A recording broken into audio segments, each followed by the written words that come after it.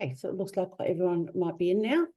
Thank you everyone for coming to our Did You Know series. This is the last of our series of 5 presentations, and today's webinar is from the Australian Human Rights Commission about their role and the new positive duty laws. My name is Teresa Kelly. I'm the Project Manager for the Respect at Work Legal Service at Legal Aid New South Wales, and today's presenter is Kelly Brito from the Australian Human Rights Commission. This series of webinars has been created in response to what the community told us that they needed to know when we were visiting the regions and speaking to organisations and volunteers who supported palm and migrant workers. Before we begin, we would like to acknowledge the traditional owners of the lands from which we are broadcasting today. I'm broadcasting from the lands of the Gumbaynggirr people, and we pay our respects to the elders of this land, both past and present, and extend our respect to other Aboriginal and Torres Strait Islander people attending today's webinar or watching the recording later on. As a reminder, this presentation is intended for general information only and cannot be relied on as legal advice. The information is accurate at the time of broadcasting, but may have changed if you're watching the recording at a later date.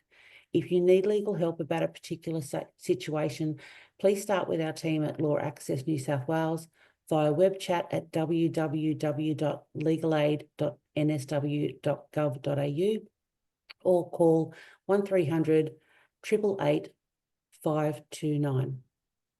Your presenter today is Kelly Brito. Kelly is an investigator conciliator at the Australian Human Rights Commission. Her work is primarily focused on one of the Commission's core statutory functions, which is inquiring into and attempting to conciliate unlawful discrimination and human rights complaints. Prior to joining the Commission in 2019, Kelly worked in University Research Centre administration, community-based organisations, and international non-governmental organisations. Kelly has completed a Bachelor of Commerce from Deakin University and a Juris Doctor from the University of New South Wales in Sydney. She is also an AMDRAS accredited mediator. I will now hand over to Kelly from the Australian Human Rights Commission. Thank you. Thanks very much, Teresa. I'm just going to share my slides here.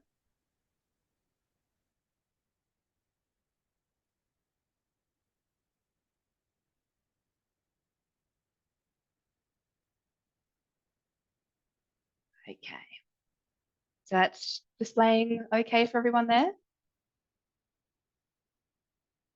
Assume so. Let me know if not.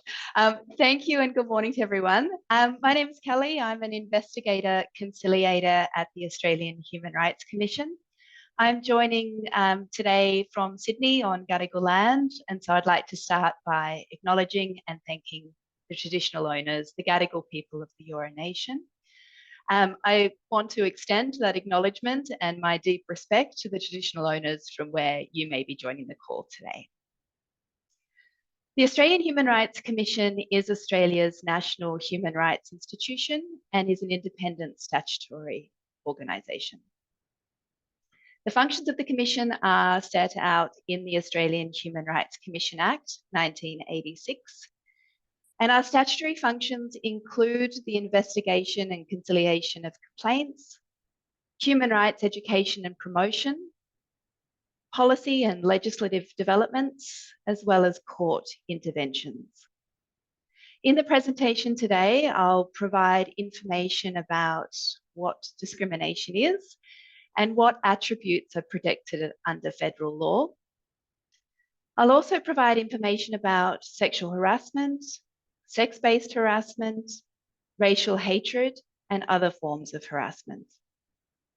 And I'll outline what happens when someone makes a complaint to the Australian Human Rights Commission and speak to the positive duty to prevent unlawful workplace conduct and the Commission's compliance function.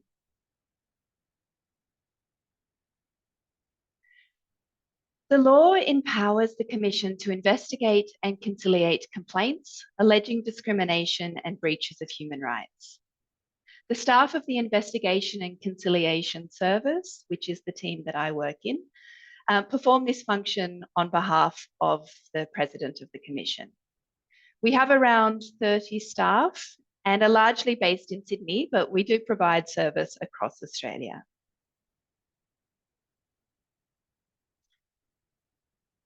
The Commission administers federal anti-discrimination legislation. So specifically the Age Discrimination Act 2004, the Disability Discrimination Act 1992, the Racial Discrimination Act 1975, and the Sex Discrimination Act 1984, in addition to the Australian Human Rights Commission Act 1986. These acts give people in Australia the right to make complaints alleging discrimination and breaches of human rights. So what is unlawful discrimination? Discrimination involves less favourable treatment or disadvantage in an area of public life because of a particular attribute. Attributes are personal characteristics inherent to a person. And areas of public life include work, education, goods and services, access to premises, accommodation, and the administration of Commonwealth laws and programs.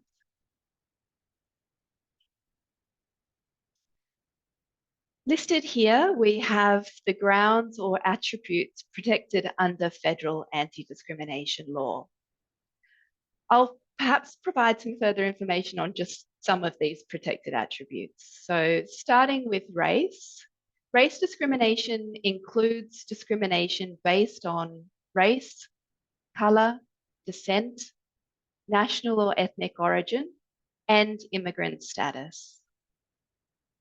Race discrimination does not cover religion, except where this is connected with race.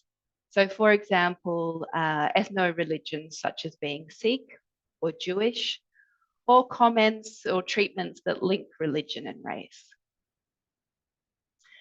Disability is defined very broadly, and it includes physical, sensory, cognitive, psychosocial, and neurological conditions, along with any other medical condition. It also includes disability that someone currently has, or has had, or will have in the future. And it includes imputed disability. So that's a disability that someone believes another person to have. The definition includes the use of attendant or carer, assistance animal, or disability aid. There are also protections under the law for associates of persons with disability. And then we have the attributes of sex, gender identity, and intersex status. Gender identity means the gender-related identity, appearance, mannerisms, or other gender-related characteristics of a person with or without regard to the person's designated sex at birth. And intersex status refers to biological variations in sex characteristics. So being intersex is having physical, hormonal, or genetic features that are neither wholly female nor wholly male, or a combination of female and male, or neither female nor male. Pregnancy and potential pregnancy and breastfeeding are also protected attributes. Family responsibilities refers to responsibilities of a person to care for or support a dependent child of the person, or any other immediate family member who is in need of care and support. So family responsibilities could include a spouse, an adult child, a parent, a grandparent or a grandchild, or a sibling of a person. And sexual orientation covers discrimination against people because they are gay, lesbian, homosexual, bisexual, heterosexual, and marital or relationship status, and of course, age are also protected attributes.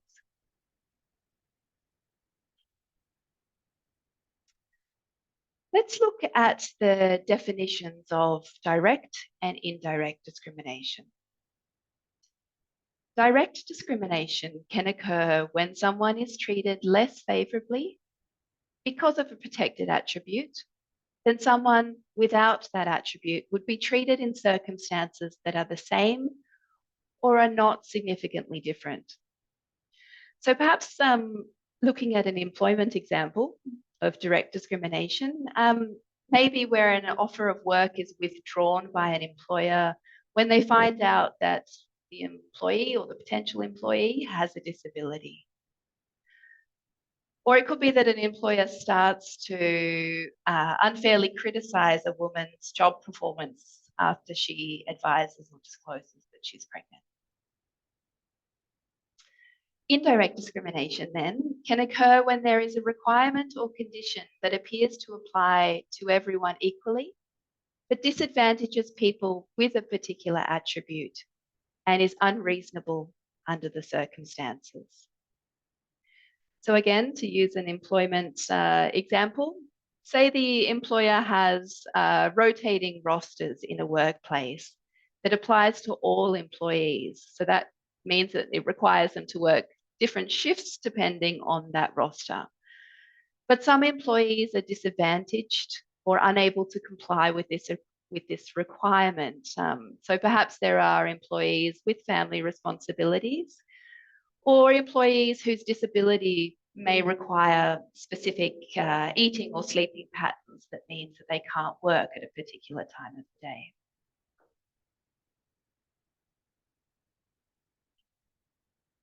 And then let's look to the definitions of sexual harassment. Sexual harassment includes unwelcome conduct of a sexual nature where a reasonable person would have anticipated the possibility that the person harassed would be offended, humiliated, or intimidated. So there are three elements to the definition of sexual harassment in the Sex Discrimination Act. The first is that it is unwelcome conduct. So it's a subjective test. That is, that the conduct has to be unwelcome to the person harassed. Conduct is unwelcome if it is not solicited or invited and regarded by the target as undesirable or offensive. And it's not necessary for a complainant to explicitly address the behaviour or to let the alleged perpetrator know that the conduct is unwelcome. The second element is that the conduct is sexual in nature. So the courts in Australia have interpreted the phrase conduct of a sexual nature quite broadly. It can be both physical and non-physical, and it can involve a range of mediums. So it can include suggestive comments, unwanted requests for sex, pornographic or suggestive texts and emails, intrusive or inappropriate questions about your private life or comments about physical appearance. Sexual harassment can occur when the work environment is sexually charged or hostile, and the conduct itself is not directed at any one person. The third element is the reasonable person test. So that's an objective test.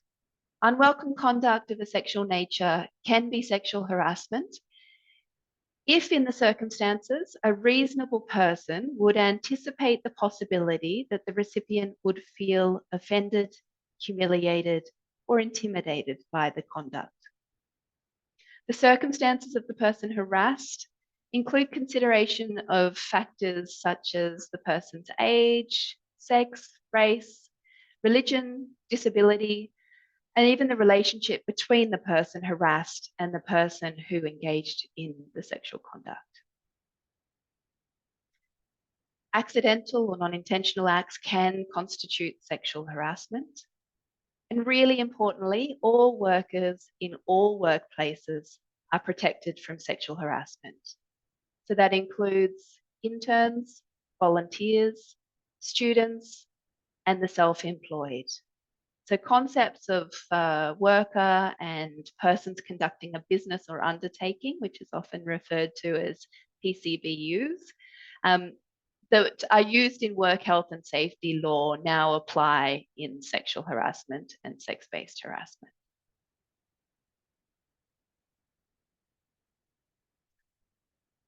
In addition to sexual harassment, it is unlawful to harass a person with a disability in relation to their disability in the areas of employment, education, and the provision of goods and services. It's also unlawful to harass a person on the basis of sex in all areas of public life covered by the Sex Discrimination Act. So sex-based harassment in the Sex Discrimination Act is defined as unwelcome conduct of a demeaning nature by reason of the person's sex or characteristics that relate to their sex or are imputed to a particular sex, in circumstances in which a reasonable person would have anticipated the possibility that the person harassed would feel offended, intimidated, or humiliated. It's also unlawful for a person to subject another person to a workplace that is hostile on the ground of sex. Conduct could be viewed as subjecting a person to a hostile workplace if a reasonable person could have anticipated the possibility of the conduct resulting in the workplace environment being offensive, intimidating, or humiliating to a person on the ground of their sex or a characteristic associated with their sex. And then more broadly, bullying and harassment may be unlawful if they constitute less favourable treatment because of a protected attribute.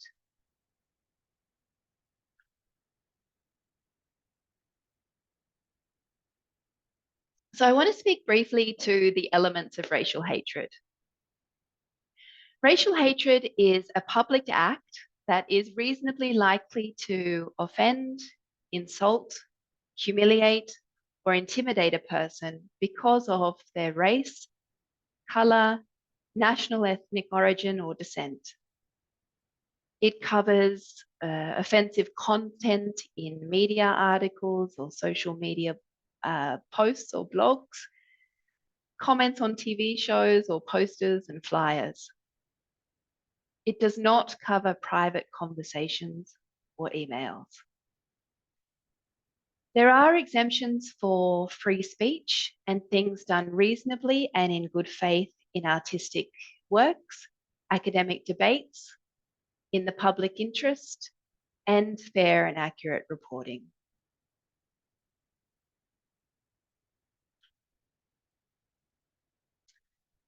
So what do these terms mean? Accessory liability. So a person or an organisation who aids, permits, directs, or instructs another person to do an act that is against the law can also be held responsible for that act.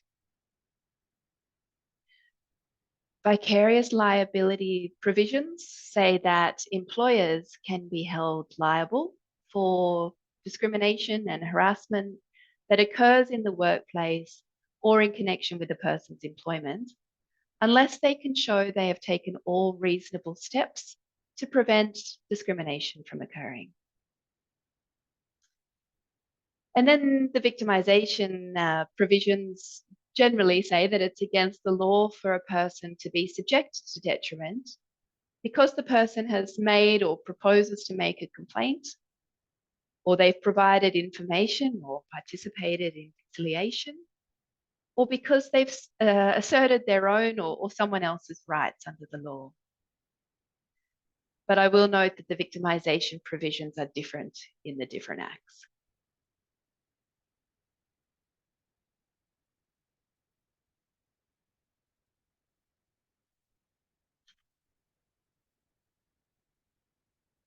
Oh, sorry. So there are times when discrimination may not be against the law. For example, positive measures. So that is where the discrimination is aimed at helping people with a specific attribute or intended to reduce a disadvantage experienced by people with that particular attribute. An example may be that an employer may implement a special measure to say increase the percentage of women in leadership in industries that are historically male dominated.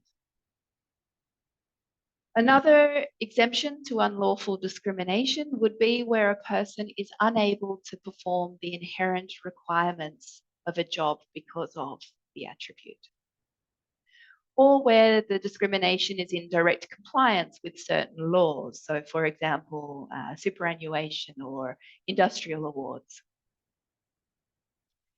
Or where the Commission has granted a temporary exemption. Temporary exemptions can only be granted under the Disability Discrimination Act, the Sex Discrimination Act, and the Age Discrimination Act. It is up to a respondent to show that an exemption applies in a particular case.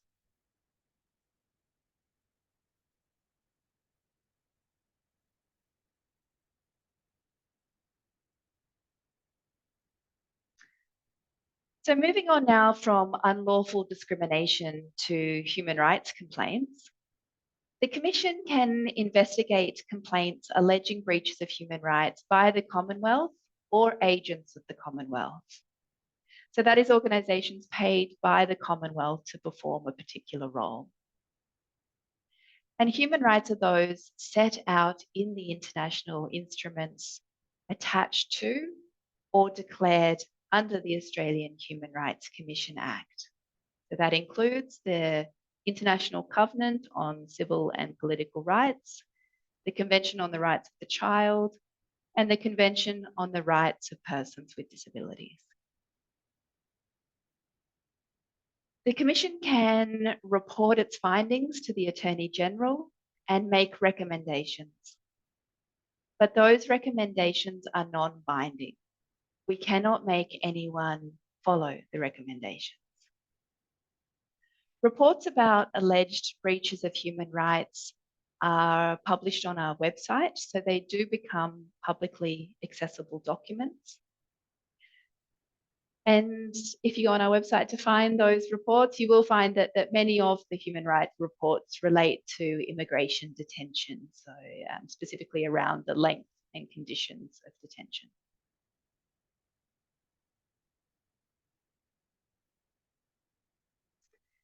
People can also make a complaint alleging discrimination in employment or occupation on a number of grounds, including irrelevant criminal record, trade union activity, religion, and social origin.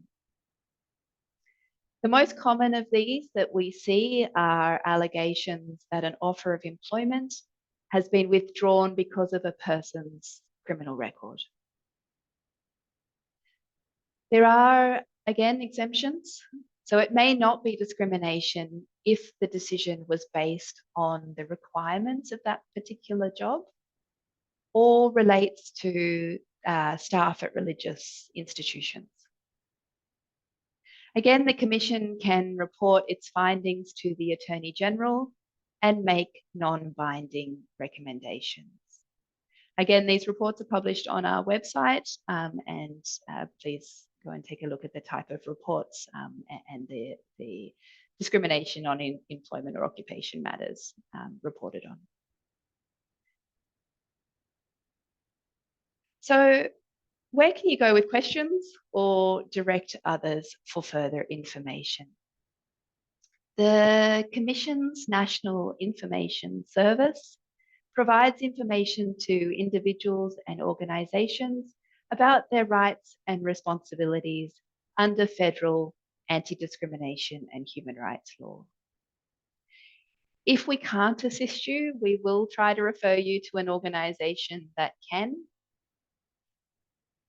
And callers don't have to give their name, so you can call us anonymously and we'll try to assist you.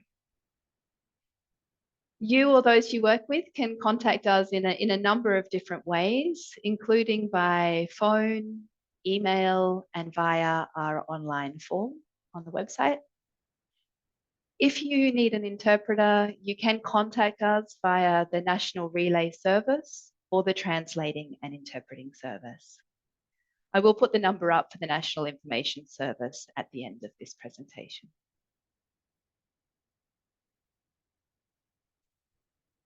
The Commission's Respect at Work service provides information about your rights and responsibilities under the Sex Discrimination Act. So in relation to sexual harassment, sex-based harassment, and sex discrimination. Again, if we can't assist you, we will try to refer you to an organisation that can. And we may be able to refer you to other appropriate services, such as counselling or legal services.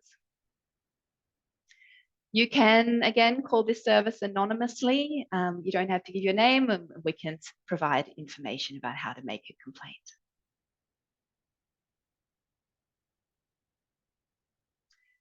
Complaints to the Commission must be in writing. This is a requirement set out in the Australian Human Rights Commission Act. The Commission has an online complaint form to make lodging the complaint easier. The form can be completed and submitted online, or it can be downloaded from our website and sent in to us. We can help those who find it difficult to write things down with help to put their complaint in writing. And we can assist people to lodge a complaint in a language other than English. So we'll arrange translators to help take the statement. The complaint has to be made by or on behalf of someone affected by the alleged acts. You don't need to be represented by a lawyer or an advocate to make a complaint to the Commission. And complaints can be lodged on behalf of a class of people. So, for example, a union on behalf of affected members in the workplace.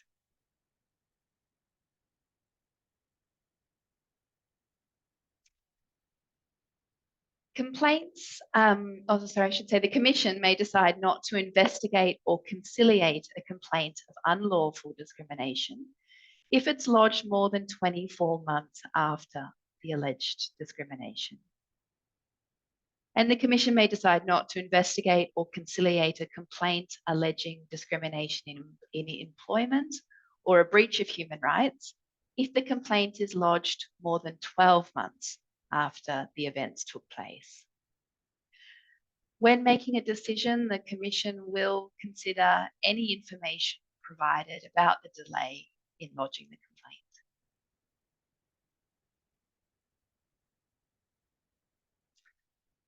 How are alleged breaches of the law dealt with? So the complaint process is very flexible and will vary depending on the type of complaints and the needs of the parties.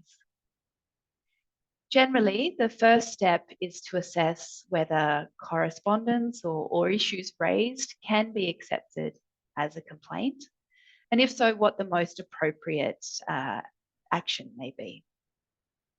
If there is some reason why we can't accept correspondence as a complaint, we will contact the person to discuss why and what additional information may be needed. In the case of alleged unlawful discrimination, the President must first consider whether it is appropriate to terminate the complaint. So that may be because the complaint was lodged more than 24 months after the alleged discrimination, or it may be because an alternative remedy is available.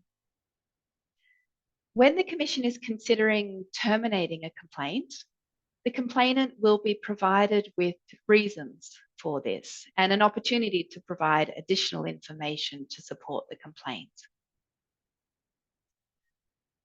We will notify respondents to a complaint about the complaint and about the relevant law and our process. We may also have to notify people who are subject to adverse allegations.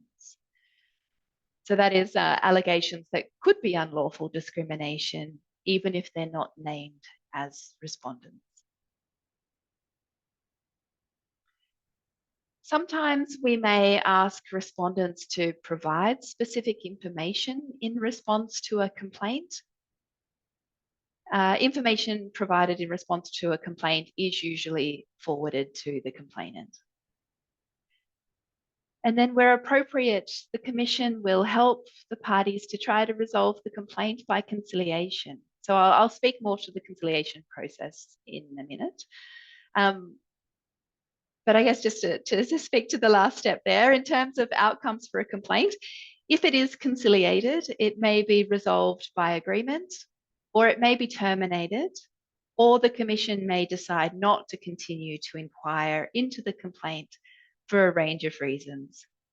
In some cases, even following conciliation, the complaint may be withdrawn, or a complainant may advise us that they don't want to proceed with the complaint. Or sometimes we might receive no contact from a complainant and the matter may be closed.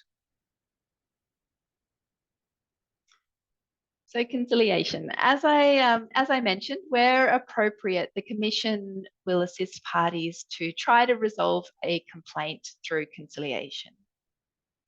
Conciliation is a private and flexible dispute resolution process, and it can be held through a face-to-face meeting, by telephone or via video conference, or it can even be conducted through shuttle negotiations. So that's where a conciliator like myself will go between the parties to convey information, identify key issues and positions, and explore options to resolve the complaint without the parties directly engaging with each other. A conciliator is impartial, so we don't act or advocate for a particular party to a dispute, but we do have obligations to make the process as fair as possible. A conciliator has no authority to make decision about whether the law has been breached, or to order the parties to take a particular action, or direct parties on how to resolve the complaint. With the permission of the conciliator, parties can have a support person, advocate, or representative attend the conciliation with them. But of course, throughout the process, conciliators will be in touch with the parties to talk about the process and explain the next steps. Information about the process more generally and how past complaints have been resolved is again available on the Australian Human Rights Commission's website.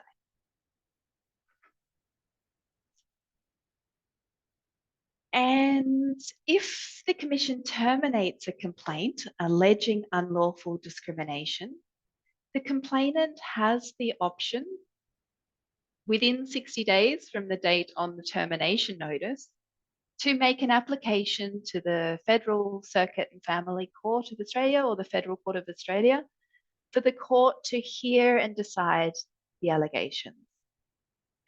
In certain circumstances, a person may need to apply to the court for leave to proceed. So for example, if the complaint was terminated because the President was satisfied that it was lacking in substance, or because it was lodged more than 24 months after the alleged discrimination. If the court decides that unlawful discrimination has taken place, the court may order the payment of compensation for economic or non-economic loss, or order the respondents to take reasonable action to address the loss or the harm experienced. The Commission does not provide legal advice or act or represent complainants or respondents in court proceedings. However, the Commission may intervene in cases where it considers it is in a position to assist the court in interpreting the law.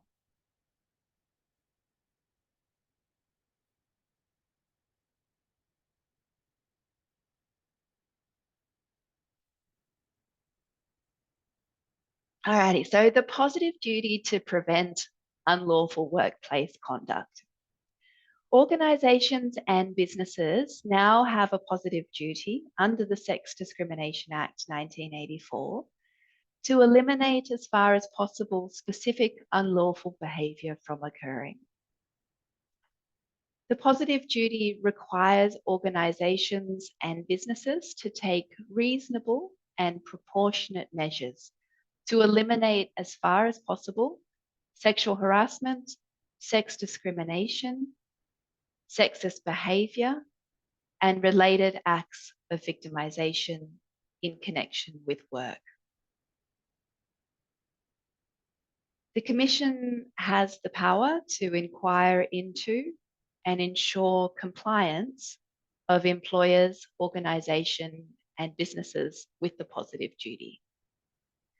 So the Commission has powers to inquire into compliance with the positive duty, to make findings of non-compliance, to issue compliance notices that can be enforced by the courts, and to enter into enforceable undertakings with employers and persons conducting a business or undertaking, so those PCBUs. It is important to note that a failure to comply with the positive duty is not unlawful discrimination, as defined in the Australian Human Rights Commission Act or the Sex Discrimination Act. So it is, the compliance function is separate to the Commission's complaint handling function. You can find information on the positive duty and how to report a failure to comply with the positive duty on the Commission's website.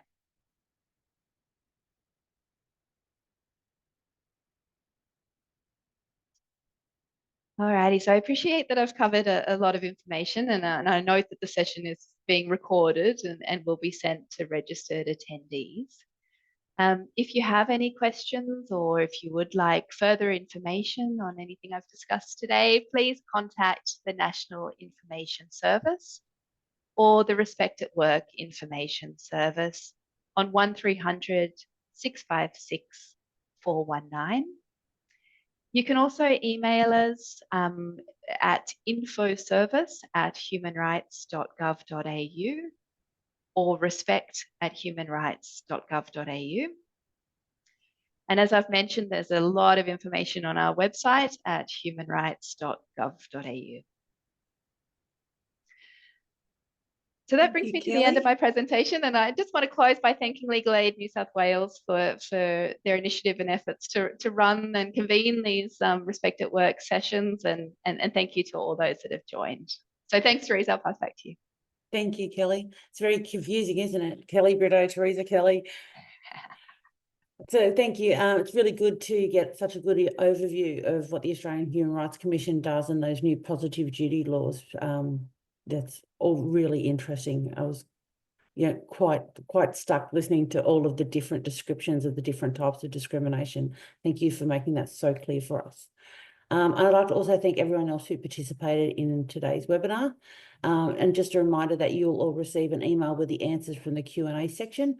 Actually, I can see there weren't any questions in the Q&A section. So if we have any flyers to send out, we will send them to the emails of everyone who attended.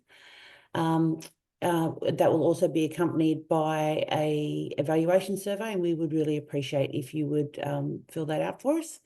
The recordings of all of our webinars on immigration law, Safe Work New South Wales, employment law, the Respect at Work legal service, local legal aid officers, work directions orders are already available on the YouTube channel, and this one will be uploaded very soon.